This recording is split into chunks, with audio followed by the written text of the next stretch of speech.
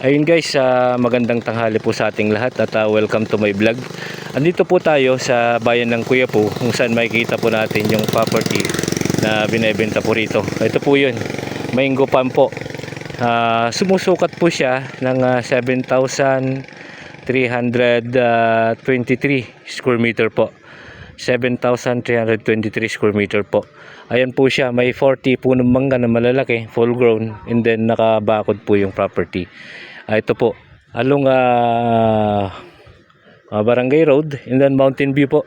Ayan po yung bundok, oh. Bundok po yan. Naka Mountain View po siya. And then from property to bayan po ng town proper ng Quiapo, 1 kilometer lang po. Ayan po, sementado po yung daanan niya. And then ito po yung papasok sa property. Mga nasa 7 meters lang po, pero kasama po sa title yung right to be po na yan. Ayan, pasukin po natin yung property. Ito po yung papasok. Pero kasakop po niya yan. May mga muhon po dito. Ito po yung muhon, oh guys. Ito po yung muhon. Muhon po yan. Ayan po siya. And then ayun, may 40 puno ng mangga po ito, full grown. Yung ganda, nakabakod po buong paligid. And then sa kuryente, wala tayong problema kasi may kuryente na po. And then may tangke po ng tubig. Ayan, wala pong problema sa tubig, kuryente. Ayan, yung bundok, bundok po ng Quiapo yan. Mountain view po siya, napakaganda. And then may caretaker house din po siya. Ayun po, caretaker house na pinagawa po ng may-ari. Shout out po yung may-ari, Mr. Nelson Magraso. Siya po yung may-ari ng property na to. Ayan, may 40 puno ng mangga po ito na malalaki, and then nakabakod po siya. Ayan, bakod po siya buong paligid. At yun, may malit po siya na bodega. Tambakan po nila ng ano yan, na mga gamit sa paglilinis ng property. Ayan po, ganda po ng mangga, ganda ng pagkakairela. Ayun, malalaki po yung punong mangga.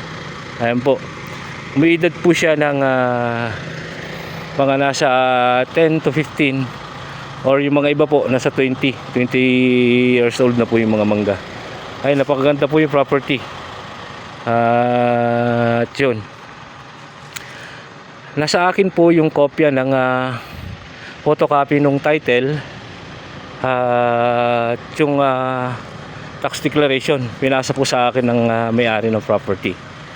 Ayun, bali po ang may-ari po na itong property, direkta po tayo, nasa Marikina po. Taga Marikina po yung may-ari. Ayan, in case lang po na may magkagusto dito sa property, tawagan nyo lang po ako dito sa screen ng video nilalagay ko, at makakausap nyo po just in case yung may-ari.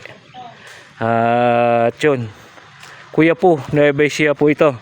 Ang presyo po nito isa 3.6 million pesos po. 3.6 million po. Negotiable po kay seller. Ayan, negotiable po siya. Ayan, napakaganda po yung property. Ulitin ko po, 7,326 square meter. Titled, electronic title, tax updated, at direct po tayo sa seller. Buhay pa po yung nakapangalan sa titulo. Ayun, maraming salamat po. Until my next video, Mr. Excitement Mix Vlog, maraming salamat po.